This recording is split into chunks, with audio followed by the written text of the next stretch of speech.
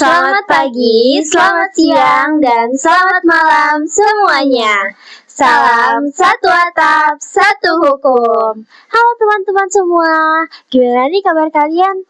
Semoga kalian dan kita juga dalam keadaan baik ya. Nah, balik lagi sama aku, Safaila, yang biasa kalian panggil Faya. Dan aku, Yora Lisa, yang biasa kalian panggil Yora. Nah, kali ini kita bakal ngebahas suatu kasus yang lagi hot dan top banget di beberapa tahun belakangan. Yeay, kita bahas kasus tentang apa nih, Fai? Nah, ada deh pokoknya. Tapi sebelum itu, kita panggilkan dulu gestar kita. Langsung aja kita panggilkan gestar kita, yaitu Lydia Nabali, Rauda Rahma, dan Sabrina Zahra. Sini. Halo. Hai.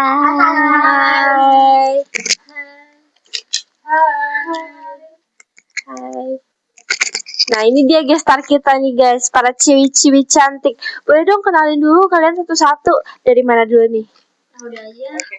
Kenalin semuanya, nama aku Rauda Rahma Rahab. Aku dari Lokal B, Fakultas Hukum UPN Veteran Jakarta. Halo semuanya, perkenalkan nama aku Sabrina Zahra Neraja. Aku dari Lokal B, Fakultas Hukum UPN VJ. Halo semuanya, perkenalkan saya Lydia Nabali. Saya dari Lokal B, Universitas Pembangunan Nasional Veteran Jakarta. Nah, tahu nggak sih teman-teman kalau gestar kita ini First from the Oven alias Maba Fakultas Hukum UPN Veteran Jakarta loh. Nah, mereka bakal sharing-sharing nih ke kita terkait suatu kasus yang lagi hot banget beberapa tahun belakangan ini. Jadi langsung aja kita check it out. Guys. Tapi sebelum itu aku penasaran deh sama kalian. Kalian kan nih maba nih Fakultas Hukum. Nah, itu gimana sih sejauh ini kesan-pesan kalian menjadi anak Fakultas Hukum gitu, menjadi mahasiswa baru? Mungkin Sabrina mau jawab? Ya, aku. Ya, kalau aku sendiri ya sebagai mahasiswa kupu-kupu, paling kuliah pulang. Paling kalau sibuknya tuh ya akhir-akhir ini kita ada tugas artikel PJBL, dan alhamdulillahnya PJBL-nya itu udah hampir selesai. Tinggal laporan akhirnya aja, dan itu sangat-sangat alhamdulillah banget bagi aku sih. Ya, sama aja sih sebagai mahasiswa kupu-kupu ya. Kayak, ya datang ke kampus, belajar, terus langsung pulang tidur. Ya palingan kesibukan kita akhir-akhir ini kita sama kan, kita tahu sendiri. Yang seperti dikatakan Kak Rauda tadi ya. Jadi kayak, ya gitulah. Jujur aku nggak banyak pesan dan kesan ya, karena aku sama kayak mereka gitu loh, kuliah pulang, dan jujur aku nggak banyak ngelakuin hal kegiatan lain selain kuliah seperti biasa, mengerjakan tugas, dan ya udah pulang main sama teman-teman gitu. Tapi berat gak sih selama kalian belajar nih? Kan pasti jadi mahasiswa hukum tuh banyak bacaan, banyak kayak yang harus dipelajarin. Itu tuh gimana sih? Kayak berat gak sih? Kalau menurut aku sih ya jujur berat, apalagi dulu aku tuh tipe sebenarnya yang kurang suka membaca. Jadi kayak harus kan, apalagi hukum tuh banyak buku yang harus dibaca-baca untuk menambah ilmu ya kan. Nah tapi itu kurangnya aku adalah kurang suka membaca. Jadi aku mungkin harus, menurut aku sih itu berat ya, karena harus memaksakan diri ini tuh buat membaca biar ilmunya dia masuk. Ya tentu berat ya, berat apalagi kayak mahasiswa hukum itu kita diajar biar kita itu bisa berpikir secara kritis ya, berpikir secara kritis bagaimana kita menanggapi suatu permasalahan dan lain-lainnya. Jadi menurut saya sendiri itu benar-benar sangat berat. Apalagi saya orangnya kayak ya introvert ya, jadi susah itu lah ya. Rauda gimana Rauda? Ya aku 11-12 sama mereka berat juga, soalnya aku juga jarang baca kan, lebih sering scroll TikTok daripada membaca. Ya guys, seperti itulah. Kalau kita sama. Tapi kan selama belajar tuh kita belajar nih pengantar hukum Indonesia. Nah, salah satu kita belajar tentang hukum internasional. Nah, itulah yang bakal kita bahas kali ini, yang bakal kita tanya-tanya ke kalian. Ya, betul. Menarik gak sih? Kayak penasaran gak sih? Apa sih tuh hukum internasional? Ya, boleh ya, orang. Baik. Kita masuk ke pertanyaan pertama ya. Dari hal paling dasar dulu, menurut kalian, apa sih yang kalian tahu tentang hukum internasional? Mungkin aku mau ngasih tanggapan ya soal pertanyaan pertama tadi. Jadi menurut perspektif aku, hukum internasional itu aturan yang mengatur hubungan antar negara, organisasi internasional, ataupun hubungan-hubungan lainnya yang berkaitan dengan lintas batas negara itu sendiri. Contohnya pelindungan HAM, perang, perdagangan, ataupun pengungsi nih. Intinya kalau misalnya udah lewat batas negara, itu berarti dia udah termasuk hukum internasional. Jadi, nah, tapi di hukum internasional ini kan ada beberapa lingkupnya nih. Nah, lingkup apa saja sih yang ada di hukum internasional nih? Kayak mencakup apa aja gitu? Aku tuh pengen tahu gitu.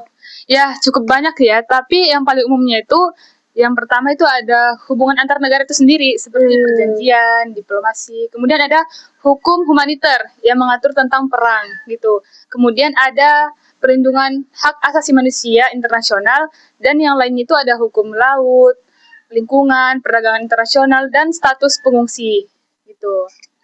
Oke, kita masuk nih. Kita akan membahas kasus yang lagi viral banget nih. Kalian tahu nggak sih kasus Rohingya yang belakangan ini viral? Tahu sih, tahu. Itu viral banget sih. Nah, kalian pasti pernah dengar kan? Oke, aku mau nanya sebenarnya siapa sih Rohingya itu? Siapa sih mereka? Gitu. Kalau setahu aku ya, Rohingya itu adalah kayak suku Rohingya itu ada sekelompok etnis yang isinya itu agama Muslim. Yang tapi mereka itu minoritas di negara mereka itu. Mereka dianggap salah satu kelompok yang paling teraniaya. Beneran kok. Teraniaya di dunia gitu loh. Kenapa? Karena mereka bisa dibilang tidak dianggap oleh negara mereka. Bisa dibilang mereka sih stateless people atau orang tanpa keluarga negaraan. Kenapa sih mereka itu nggak dianggap oleh pemerintah Myanmar? Karena pemerintah Myanmar itu melihat mereka tuh malah seperti orang Bangladesh, yang dimana kayak kalau tuh mereka imigran ilegal yang berasal dari negara Bangladesh. Meskipun kita tuh tahu gitu loh, banyak bukti-bukti bahwa suku Rohingya ini tuh udah ada dari lama tinggal di situ gitu loh. Oke. Kenapa sih sampai bisa masuk ke Indonesia? Kenapa Rohingya itu masuk ke Indonesia? Kalau mengapa mereka bisa sampai ke Indonesia, itu awal mulai ceritanya itu dari kekerasan sistematis yang ada di Myanmar. Jadi Myanmar itu pernah sempat ada pada tahun 2017 yang namanya operasi militer. Nah, operasi ini dilakukan secara besar-besaran yang disebut dengan operasi pembersihan oleh tentara Myanmar.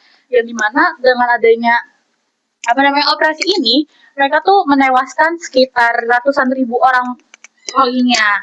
Dan bahkan sampai mereka juga membakar desa-desa suku Rohingya itu, terus juga memaksa 700.000 rakyat Rohingya itu untuk pergi melarikan diri ke Bangladesh gitu. Terus juga mereka tuh bahkan hingga kayak menyiksa gitu loh. Tapi sebelum itu mereka tuh juga pernah kejadian kayak mereka udah pergi duluan nih sebelum ada operasi kayak gini. Jadi ada gelombang pengungsi sebelum adanya pembersihan ini, mereka juga udah melarikan diri untuk menghindari kekerasan dan pembatasan hak-hak mereka. Mereka tuh menaiki perahu kecil melewati laut yang namanya ada Laut Andaman, dan mereka tuh melintasi beberapa negara tetangga seperti negara Indonesia, Malaysia, bahkan Thailand, ataupun bisa sampai ke Australia. Mereka bisa sampai ke Indonesia itu kemungkinan besar diakibatkan karena ada cuaca ekstrim dan juga ada kerusakan di kapal, sehingga mereka tuh lebih memilih untuk transit atau singgah sementara di negara terdekat gitu. Jadi sebenarnya Rohingya ini tuh nggak datang ke Indonesia doang gitu ya? Jadi dia datang ke negara-negara lain juga. Iya, bisa mungkin mereka tuh mencar ke beberapa negara lain. Malaysia. Itu tuh kayak dipengaruhi nggak sih sama kayak karena deket gitu loh di Indonesia sama Myanmar, jadi mereka datang ke Indonesia gitu. Iya, tentunya soalnya kemudahan gitu dalam apa namanya itu ya Ya transportasinya dekat, gak mungkin kan, mereka udah gak punya apa-apa, mereka jauh-jauh ke negara lain gak mungkin banget. Jadi mereka mengungsi ke negara-negara terdekat Myanmar gitu.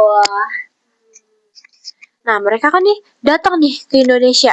Ada nggak sih hukum internasional yang mengatur soal kedatangan pengungsi ini, dan gimana sih mereka di mata hukum internasional itu? Oh, tentu saja ada dong. Itu nama hukum dasarnya itu Konvensi 1951, itu soal pengungsi. Itu kitab sucinya soal pengungsi ya. Nah, di situ mendefinisikan apa itu para pengungsi dan apa saja hak-hak mereka. Yang paling penting itu juga adanya prinsip yaitu non-refoulement, yang artinya negara itu nggak boleh mengusir atau mengembalikan para pengungsi, di mana kita tahu sendiri bahwasanya Myanmar itu udah menjadi ancaman, tempat tinggal mereka udah jadi ancaman. Nah, sayangnya Indonesia ini belum menandatangani konvensi pengungsi. Jadi secara kemanusiaan kita tetap wajib gak boleh mengusir. Nah, apalagi kita mempunyai HAM internasional yang Indonesia ikuti ya. Jadi Indonesia mempunyai kewajiban untuk melindungi mereka walaupun gak sepenuhnya. Okay. Jadi Indonesia tetap kayak bertanggung jawab gitu, nggak boleh mengusir dengan alasan kemanusiaan. Ya. Gitu. Nah, sebagai negara yang dijadikan tempat singgah untuk para pengungsi, itu apa aja sih menurut kalian tantangan yang dihadapi untuk Indonesia dalam kasus ini? Kalau setahu aku ya, sebenarnya tantangan kita tuh untuk menerima para pengungsi itu lumayan banyak. Salah satunya itu pertama adanya kita kan memiliki sumber daya terbatas, yang dimana Indonesia juga memiliki populasi yang banyak itu dan besar. Dan kita juga terkadang punya masalah ekonomi sendiri. Jadi untuk menyediakan kayak makanan, tempat, pendidikan, dan bahkan kesehatan mereka itu memerlukan bisa dibilang memerlukan dana yang banyak gitu loh. Dan terbilang mahal. Sedangkan kita aja tuh ya gitu, masalah ekonomi aja masih bisa dibilang lagi kompleks gitu loh. Nah, yang kedua tuh ada isu yang namanya keamanan dan sosial. Jadi kayak kebanyakan nih para warga sekitar nih mulai mencurigai kalau mereka tuh mereka tuh semacam kayak teroris lah, terus atau yang bikin mereka bahaya gitu loh. Walaupun itu tuh hanya rumor belaka. Jadi kayak kita tuh tantangannya juga salah satunya keamanan itu. Jadi kan kita mau bingung antara lebih milih keamanan nasional atau kemanusiaan.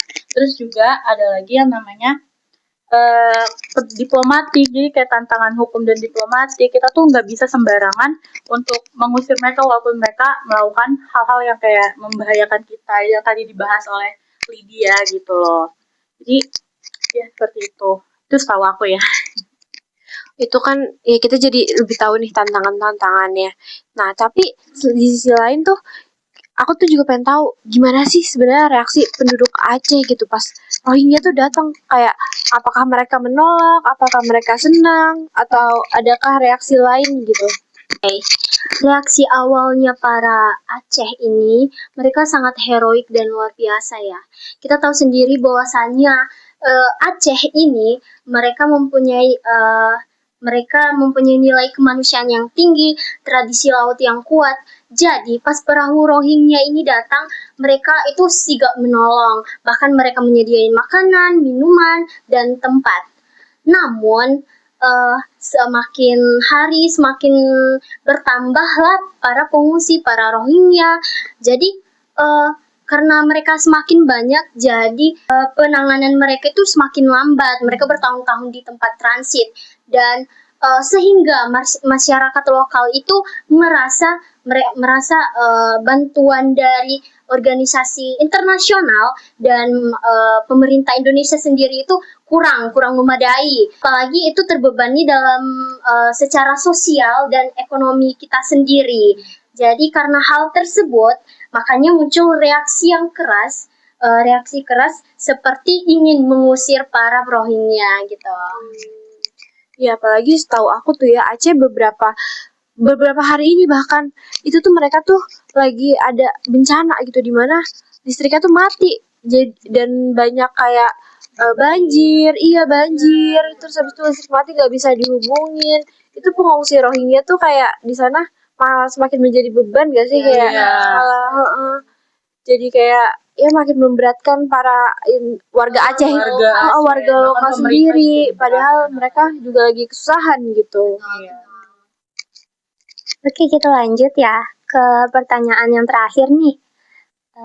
Kita bahas sedikit tentang organisasi internasional, yaitu UNHCR. Menurut kalian, apakah keberadaan UNHCR ini di Indonesia perlu dipertahankan atau justru harus dihapus? Coba bener. Mungkin ya menurut aku ya bukan dihapus sih lebih tepatnya, tapi diperbaiki koordinasinya dengan negara kita Indonesia, yang dimana UNHCR ini kan sebagai penyedia pangan mereka, perlengkapan mereka, dana, apalagi. Dan kita itu Indonesia hanya sebagai tempat untuk mereka transit. Kita hanya menyediakan tempat. Dana-dana lainnya, perlengkapan mereka itu dari UNHCR. Jadi apabila UNHCR ini dihapuskan, bagaimana Indonesia bisa menangani Rohingya itu? Sementara kita belum punya aturan yang bisa aturan ataupun undang-undang tentang pengungsian. Nah, jadi bukan dihapuskan tapi diperbaiki lagi koordinasinya.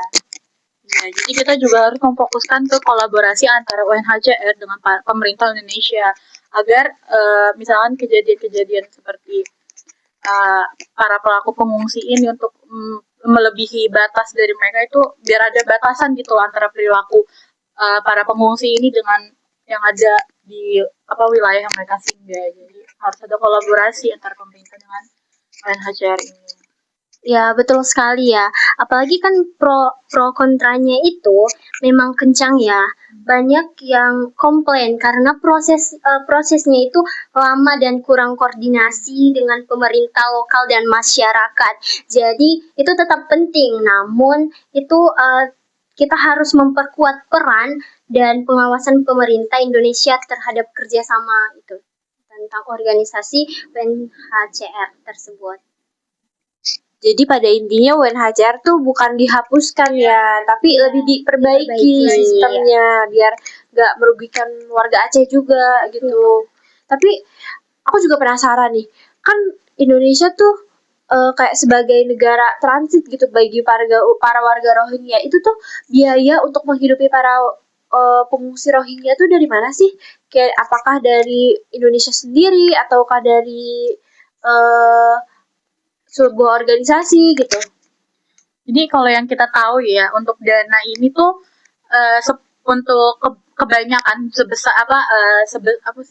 sebagian besarnya itu berasal dari dana internasional. Jadi kayak UNHCR ini mendanai gitu loh. Walaupun tetap Indonesia juga mengeluarkan dana, tapi emang sebagian besar sih dibantu oleh UNHCR. Oh, berarti jadi nggak semua dari Indonesia gitu ya? Iya. Ada bantuan gitu. Tapi sekarang tuh Rohingya tuh masih ada nggak sih di Indonesia? Para pengungsi? Iya. Tentu masih ada dong, namun karena ini kita tahu sendiri udah gak terlalu dibahas lagi, jadi seakan-akan kayak udah gak dianggap, tapi kita nggak tahu di daerah Aceh tersebut gimana. Tentunya menurut saya itu masih ada, soalnya Myanmar kan masih belum pulih kan, Ya. Tapi dari yang saya baca ya, dari beberapa yang saya baca di jurnal mungkin atau Google, hingga September 2025 ini masih ada warga Rohingya sekitar 11.900. Wow, banyak di Aceh. sekali. Ya, banyak sekali bukan? Itu benar-benar di Aceh gitu datang. Karena kebetulan Aceh tuh bisa yang bilang paling dekat loh. Tapi kan Aceh ini di tempat persinggahan gitu. Warga Rohingya tuh ada nggak sih kasus yang kayak sampai merugikan warga Aceh secara langsung gitu, kayak benar-benar mereka kayak berulah istilahnya? Kalau kejadian baru-baru ini, tapi nggak di Acehnya banget, itu ada di Pekanbaru, yang dimana ada acara MTQ nih. Nah, acara MTQ ini tuh baru banget selesai. Kan yang biasanya kalau acara-acara kayak gitu ada bikin stage ya, bikin panggung. Nah, di panggung itu biasanya kalau apalagi MTQ kan biasanya kayak baca lomba-lomba nulis Quran atau baca Quran gitu kan.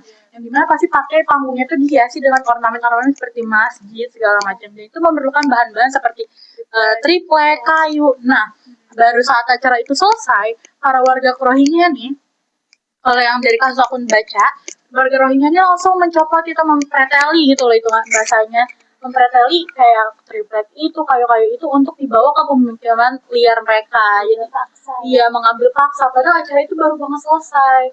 Kan itu Jadi juga, rusuh ya. iya, jadi malah merusuh gitu loh mereka, bukan justru malah Oh, jadi warga Rohingya tuh nggak di Aceh aja gitu. Jadi ada iya, di Pekanbaru. bahkan di Jakarta pun ada. Oh, di sebagian Jakarta ada? Iya.